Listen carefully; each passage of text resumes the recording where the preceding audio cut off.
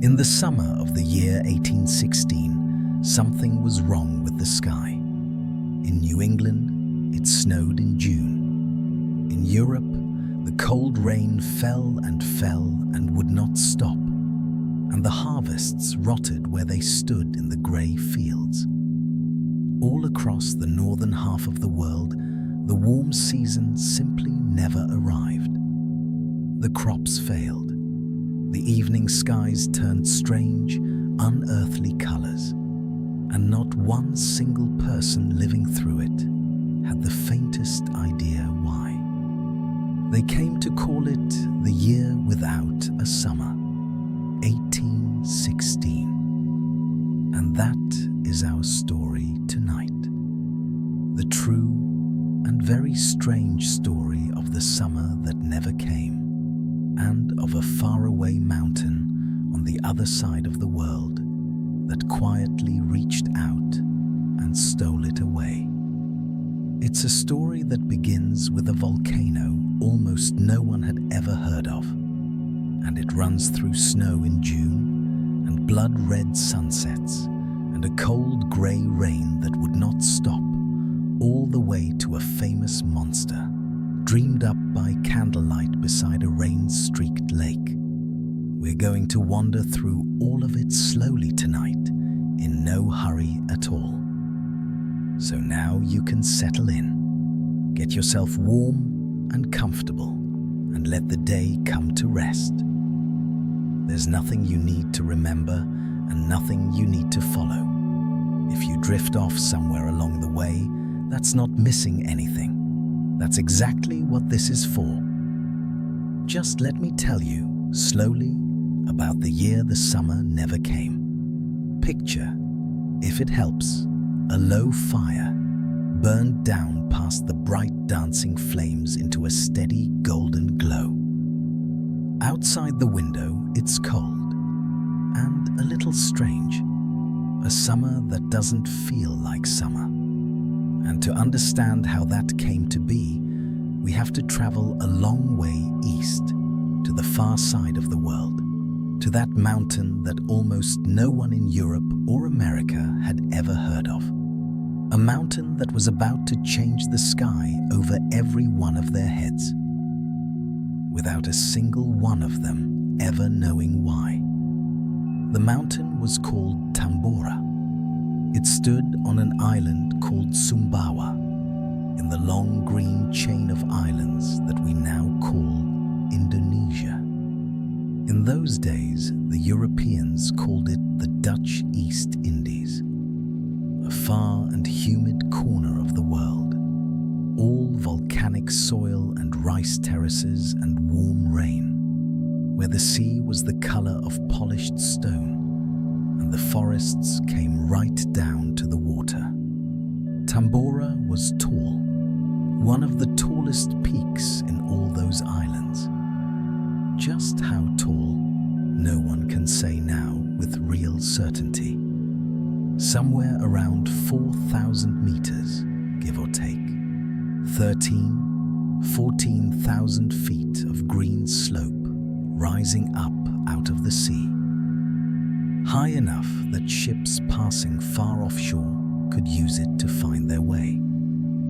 High enough that the people who lived in its shadow, farming its rich, dark soil, simply thought of it as part of the world, permanent, the way you think of a mountain, the way you think of anything that has always been there, and surely always will be.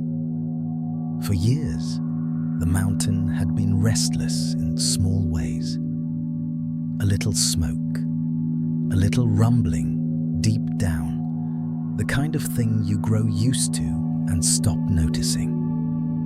The way you stop hearing a clock. And then, in the spring of 1815, it stopped being something you could ignore. In early April, the mountain spoke.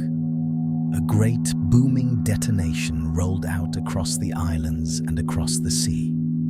It was so loud and so deep that hundreds of miles away, British soldiers and sailors heard it, and and thought it was cannon fire. Some of them, certain a ship was in distress or that an enemy was near, actually sent men out to look. They searched the horizon for the battle. There was no battle. There was only the mountain clearing its throat far away. That was the warning, though no one knew to read it as one. And then, on the evening of the 10th of April, 1815, the mountain truly woke. What happened over that night and into the next day is still, 2 centuries later, the largest volcanic eruption in all of recorded human history. Not the largest there has ever been. The Earth has older, deeper secrets than that. But the largest that human beings have ever written down, ever witnessed, ever survived to describe. Columns of fire and ash rose from the summit, up and up, more than 40 kilometers into the sky, past the clouds, past the weather itself, up into that thin, cold, high layer of the atmosphere where nothing living goes. The mountain threw a piece of itself into the heavens, and the sky, for a time, caught fire. Down below, the night turned to a darkness deeper than any night. Ash fell like grey snow, smothering the fields, the forests, the villages. The sea heaved. The air filled with a weight you could feel in your chest.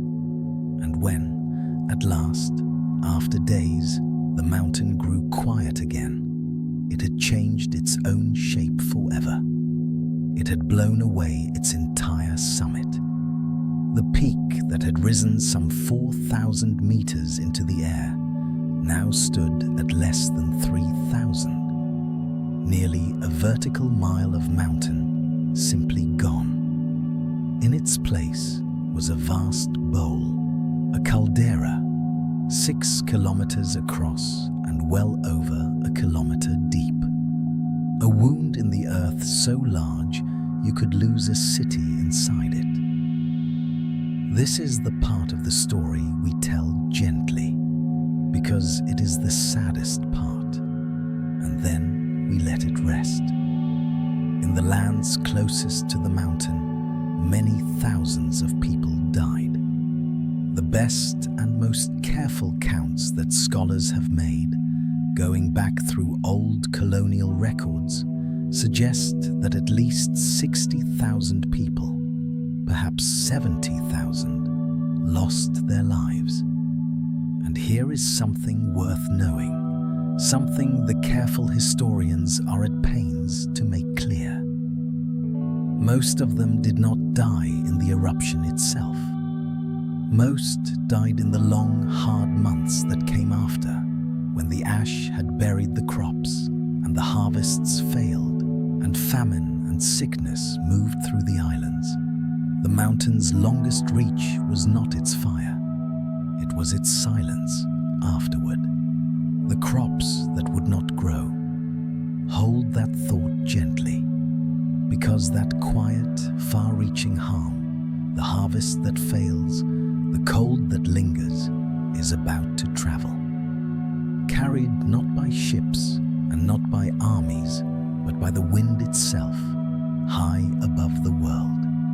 It is about to reach across the entire planet, and it is going to find its way, eventually, to a cold stone house on the shore of a lake in Switzerland, and to a fireside not so very different from the one we're sitting beside now. But that's getting ahead of the story. First, we have to follow the ash up into the sky. So, how does a single mountain on a single island reach out and touch the whole world? The answer is up high, higher than birds fly, higher than the tallest clouds. When Tambora erupted, it did more than throw ash into the air.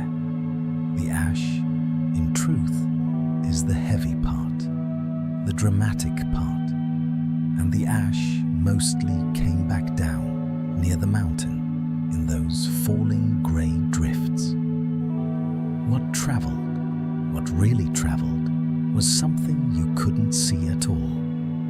The mountain breathed out an enormous quantity of gas, sulfur mostly, many millions of tons of it, flung up past the weather into that high, still, cold layer of the sky we call the stratosphere. And up there, where the air never rains and the winds only circle the globe, that sulfur did something quiet and strange. It met the faint moisture of the high air and turned into a fine, pale haze, a mist of tiny droplets, far too small to see, far too high to feel, a veil. And this veil did not stay over Indonesia. The high winds took hold of it and carried it slowly, patiently, around the curve of the earth, east to west and north and south, spreading thinner and wider month after month, until it had wrapped itself like a thin gauze curtain around the entire planet. It was the gentlest thing imaginable, a haze so faint that most people looking up never noticed it at all. And yet, draped over the whole sky, it had a power that no army and no empire has ever had. It turned away the sun, just slightly. Just a little of the sunlight that should have reached the ground was caught by that pale veil and turned back into space. A small theft, a thin shadow laid across the whole world at once. You would think a thing so faint could change nothing. But the warmth of the world is a delicate balance, more delicate than it looks. Take away just a little of the sun, steadily, everywhere, and the whole great machine of the seasons begins to falter. In the years that followed the eruption, the average temperature of the entire planet fell. Not by very much, as a number, by something like 0.5 degree, perhaps a little more. 0.5 degree, or a degree, of the world's warmth quietly removed. It sounds like nothing, a number you could lose in the rounding, but spread across whole continents, arriving in the cruelest possible season, that small chill was enough to unmake the summer. Enough to push the frost into months that should never see frost.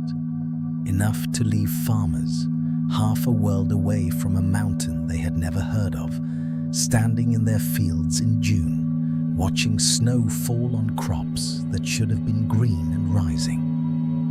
And here is the strangest part of all. Not one of them knew why. No one connected the cold grey summer to a mountain in the Indies. How could they? The eruption was a world away, months in the past, known to almost no one. To the people living through that long, wrong year, there was no cause. There was only the weather, behaving as weather never had before, with no explanation and no promise that it would ever end. They were living into the consequence of something they could not see, could not name, and could not have imagined. A shadow cast from the far side of the earth. That, more than anything, is what made the year without a summer so eerie. Not the cold alone, but the mystery of it. The sense of a world quietly out of order for reasons no one could give. So let's go now to those fields. Let's see what that thin veil in the sky actually meant down on the ground to ordinary people in the year 1816. We'll begin in New England, in the northeastern corner of America, because that's where some of the strangest scenes of all played out. The spring of 1816 had started ordinarily enough. The people of Vermont, New Hampshire, Massachusetts, of upstate New York and Maine did what farming people always did. They watched for the frost to lift, and they put their seeds in the ground, and they waited for the warmth that always came. But the warmth didn't come, or rather, it came, and then it left again and again, like someone who keeps almost arriving and never quite does. In May, frost crept across the higher ground and killed much of what had been planted. The farmers, frowning, planted again. That's what you do. And then came June. And in June, in the full green heart of what should have been early summer, it snowed. Snow fell in Albany, New York. Snow fell in the hills of Maine. Not a dusting that melts by breakfast, but real snow, drifting down through the leaves of trees that had only just come into their summer green. Birds, caught out by the cold, fell silent or died in the open. Newly sheared sheep shivered in the fields.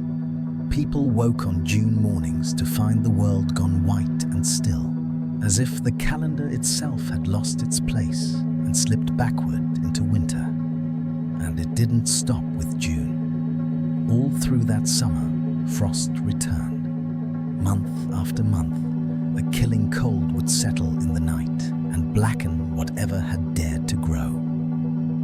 In some places, snow fell even in August, where snow in August had no business being. The corn, which a New England family needed to survive the coming winter, simply would not ripen. It stood stunted and pale in the cold fields and gave almost nothing. The people of that time, with their dry sense of humor in hard years, gave the year a name. They called it 1800 and froze to death. And another name, just as bleak and just as wry. The year there was no summer. For many families, it was the breaking point. They had worked thin, rocky soil for years, and now the very seasons seemed to have turned against them. And so, that year and the year after, thousands upon thousands of them did a hard and hopeful thing. They packed what they could into wagons, and they left. They turned their backs on the cold New England hills and went west, toward Ohio, toward Indiana, toward the wide promise of the country's middle, looking for warmer ground and a kinder sky. Whole counties thinned out. The cold summer didn't just ruin a harvest, it moved people. It redrew the map of a young country, one leaving family at a time. And across the ocean, in Europe, the same pale veil was doing the same quiet harm in its own way. Europe in 1816 did not get the strange June snows of New England. What it got was rain. Endless, cold, grey rain falling on a summer that never warmed. Day after day after day of low cloud and chill and water, soaking the fields, rotting the grain where it stood, drowning the harvest before it could ever be brought in. In Britain and in Ireland, the wheat failed, and the oats failed, and the potatoes failed. In France and across the German lands, the grain came in thin and poor and far too little.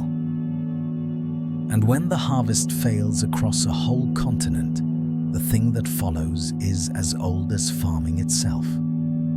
The price of bread climbs and climbs until for the poorest people, a loaf of bread costs more than they can possibly pay. There were hungry years before and hungry years after. But this one was severe enough and wide enough that one careful historian looking back called it the last great subsistence crisis in the Western world. The last time, in other words, that the failure of the harvest alone could bring such widespread hunger to that part of the world. In the cities, there was unrest. Crowds gathered. People who could not feed their children do not stay quiet, and they did not stay quiet then. And in the wake of the hunger, as so often follows hunger, came sickness, moving through the weakened and the poor. I tell you this part softly, and I won't linger on it, because it was a hard time, and you are here to rest, not to grieve. But it matters to the story, because it tells you how far the reach of that one mountain truly went. A peak collapses on an island in the Indies. A faint haze drifts up into the sky, and a year later, a family in Ireland, or in the German countryside, or in the hills of Vermont, sits at a thin table in a cold summer, and never once imagines that the empty plate before them was set, in some strange and roundabout way, by a mountain on the far side of the world. It's a humbling thought, really, how connected the world is, how a thing can happen in one place, silent and unseen, and arrive in another as a cold wind, a grey sky, a hard year. We feel most days like the weather over our own heads is our own, local, ours, and mostly it is. But every so often, the world reminds us that the sky is one single sky, stretched over all of us, and that what touches it anywhere can be felt everywhere. Now, I've told you the hard part of this story, and I've told it gently, and we can let it settle behind us now. Because the year without a summer was not only hardship, it was also, strange as it sounds, beautiful, genuinely, eerily beautiful. And it gave the world some unexpected gifts. So let's turn, now, toward the beauty. Let's look up at that veiled sky, not as a source of trouble, but as something to simply behold. Because that same fine haze that stole the summer's warmth did something wonderful to the light. When the sun is low, near the horizon, its light has to travel a long way through the air to reach your eyes.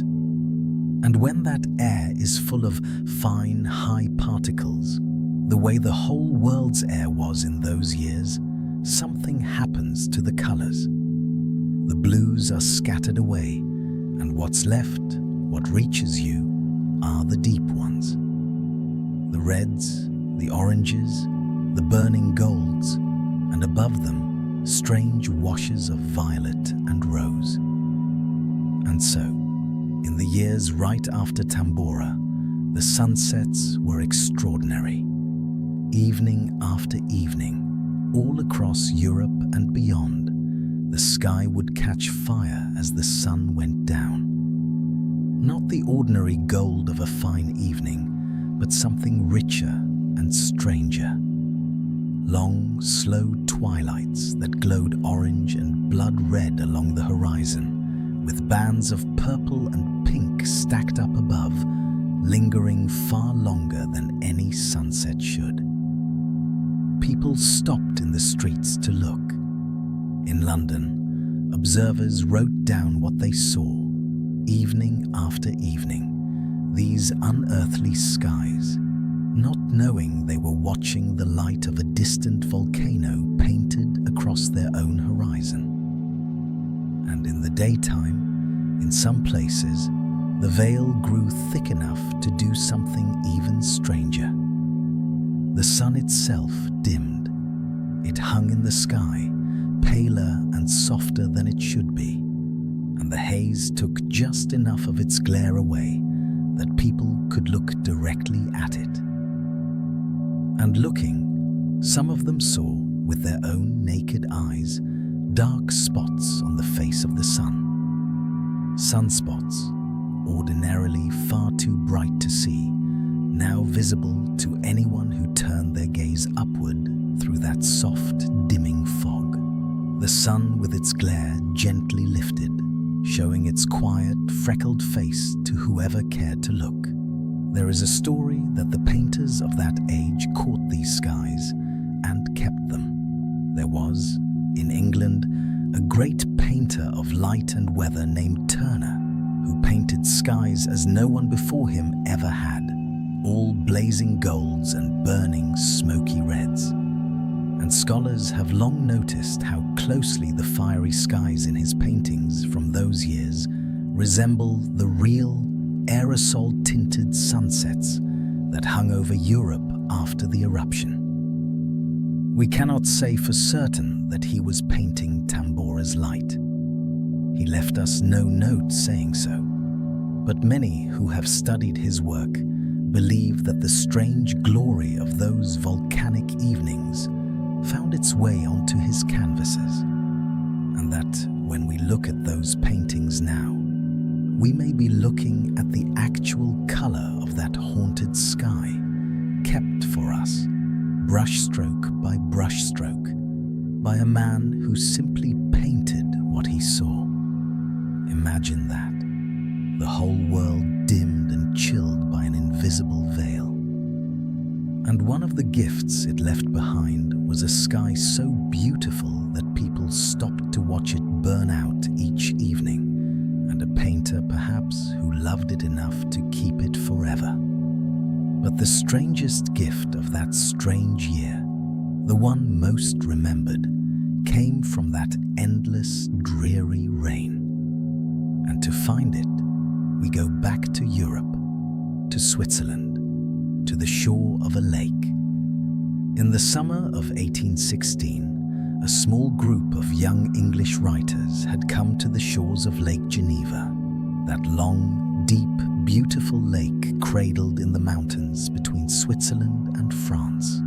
They had come, as people do, looking for sunshine and mountain air and the calm of the water. What they found, instead, was the year without a summer.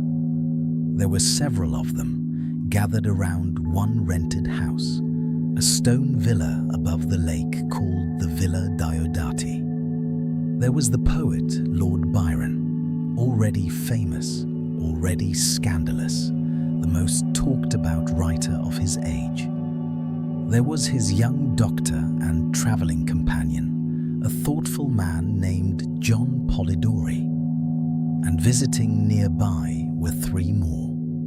The poet Percy Shelley, a young woman, just 18 years old, named Mary, who would one day be known to the world as Mary Shelley, and her stepsister, Claire.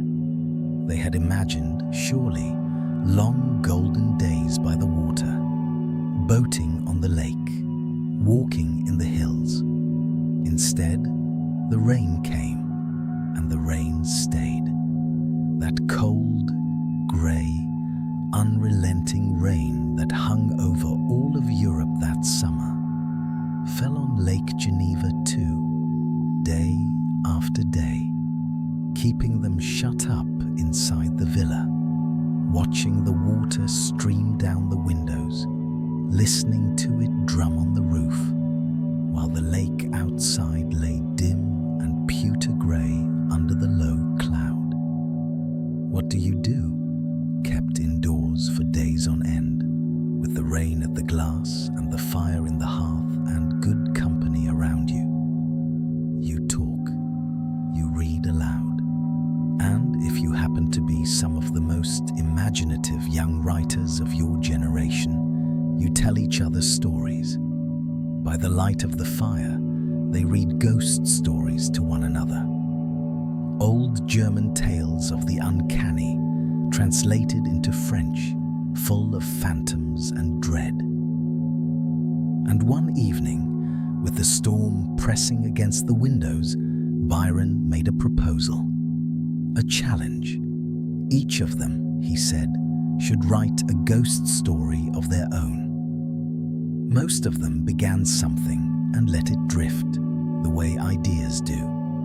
But the young woman, Mary, only 18, could not at first think of anything at all. The others asked her each morning whether she had thought of her story yet, and each morning she had to say that she had not. And then, after a night of talk by the fire, talk of science and life, and whether the dead might somehow be called back, she had a waking dream. A vision, she later called it, of a pale student kneeling beside the thing he had made.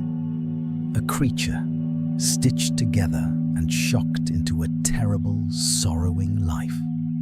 And from that vision, in that cold and rainy summer, in that house above the grey lake, Mary Shelley began to write the story that would become Frankenstein. The tale of a man who builds a living being and then recoils from what he has made. It would be published 2 years later, in 1818, and it would never go out of print again, not in all the years since. A story that we still tell, in 100 forms, more than 2 centuries later. Born in a stone villa on a rainy night in the year without a summer, and she was not the only one. The young doctor, Polidori, took a fragment of an idea that Byron had sketched and let drop, and he carried it away and shaped it into a story of his own. A story about an elegant, deathless aristocrat who preys upon the living. He called it The Vampire, and when it was published, a few years on, it became the seed from which nearly all our modern stories of vampires would grow. The brooding, charming, immortal figure we know so well, in all his many later forms, traces back, in part, to that same rainy season by the lake. 2 of the great monsters of our imagination, the lonely creature and the deathless vampire, both born in the same dark summer, in the same shut-in house, because the rain would not stop and the sun would not come, and a handful of brilliant young people had nothing to do but sit by the fire and frighten one another. And Byron himself, in that summer, wrote a poem, a strange, dark, dreaming poem about a world in which the sun goes out. He called it, simply, Darkness. And though he surely did not know that a volcano half a world away had dimmed his own sky, the poem reads now as if the year without a summer was speaking through him. It begins like this: I had a dream, which was not all a dream. The bright sun was extinguished, and the stars did wander darkling in the eternal space, rayless and pathless, and the icy earth swung blind and blackening in the moonless air. Morn came and went, and came, and brought no day. Morn came and went, and brought no day. Written by a young poet at a rain-streaked window, in a summer that had gone wrong in a way no one could explain. He thought, perhaps, that he was only imagining a darkened world. He could not have known that he was living inside the faint, real shadow of a mountain called Tambora, and writing, without meaning to, the truest description of his own strange year. And so the year turned, as years do, and slowly, gently, the world came back. The veil in the high sky did not last forever. Year by year, those fine particles drifted down out of the stratosphere, settling at last back to Earth, thinning the haze, lifting the shadow. The sunlight that had been turned away began once more to reach the ground in full. The temperature crept back up to where it had always been. The frosts retreated to their proper season. The harvests in time came in golden and whole again. The summers returned, warm and ordinary and unremarkable, the way summers are supposed to be. And the strange burning sunsets faded, slowly, back to their everyday gold. Within a few years, it was over, and the world was warm again, and the long, cold year began to slip into memory, half-believed, the summer that never came. And here is the thing that stays with me most about this whole story. For the rest of their lives, almost no one who lived through that year ever knew what had caused it. The farmer in Vermont who watched it snow in June. The family in Ireland whose harvest rotted in the rain. The poet at the window above Lake Geneva. None of them ever knew that there had been a mountain. The eruption was too far away, in a place too little known, reported by too few.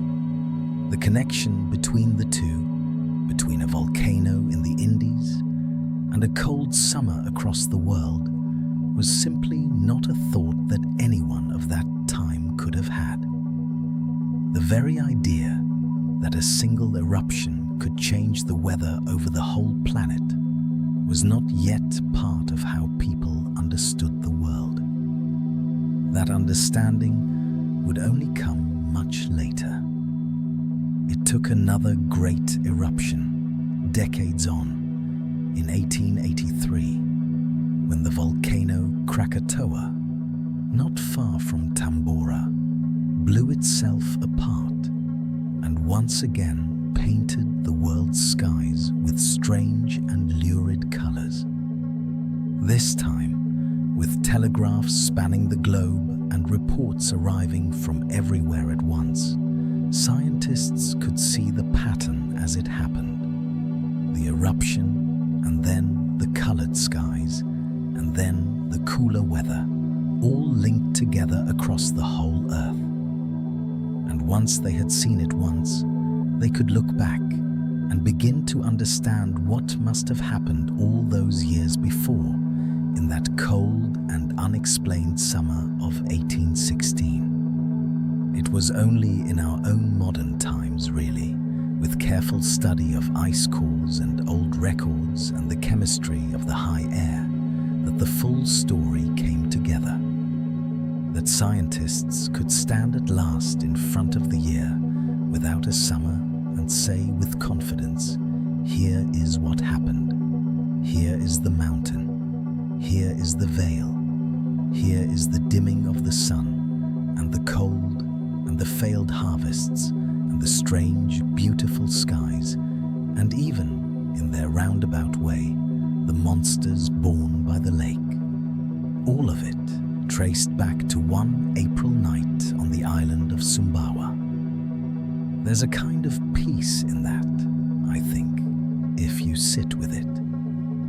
The people of 1816 lived through one of the strangest years the world has ever known, and they lived through it blind, with no cause and no name to give it. And yet, they came through. They planted again and moved west, and wrote their books, and watched the sunsets, and waited. And in the end, the warmth came back, as warmth does. They never knew the why of it, but the why was there all the same, patient and real, waiting 200 years to be understood. The world makes sense in the end. It only takes us time to see it. So tonight, if the season outside your own window ever feels strange, or the world feels a little out of order in ways you can't quite name, you might remember the year without a summer. And remember that even then, even in the coldest and most bewildering of years, there was a reason for it. woven quietly into the one great sky we all live beneath. And remember that the warmth came back. The mountain is quiet now. It has been quiet for a long time. On the island of Sumbawa, the great caldera holds its silence, and the green has long since crept back over the slopes, and the sea around it is calm and dark and still. The veil is long gone from the sky. The summers are warm. The harvests are golden. And somewhere in a quiet library, a worn copy of Frankenstein sits on a shelf, and the rain that wrote it has long since dried. And you are warm. You are safe. The fire has burned down low and golden, and there is nothing more you need to do tonight, and nowhere you need to be. The strange cold year is 2 centuries behind us, and gentler now in the telling, just a story by the fire, fading softly as you drift. Let it fade. Let the sky go dark and kind above you. Let the warmth stay close. Rest now. The summer always comes back. Sleep well.